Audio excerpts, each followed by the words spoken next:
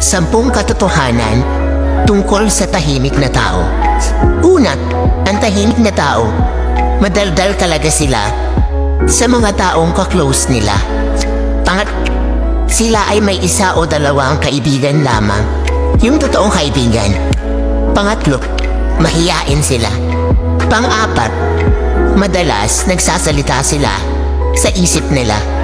Pang-5, sila yung may mga magandang ngiti at nakakatawang tawa. Pang-6, sila ay tapat sa kanilang karelasyon.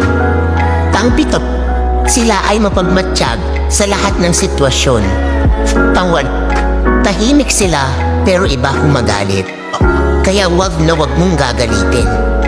Pang-7, sinasarili nila ang nararamdaman nila kahit nasasaktan na sila.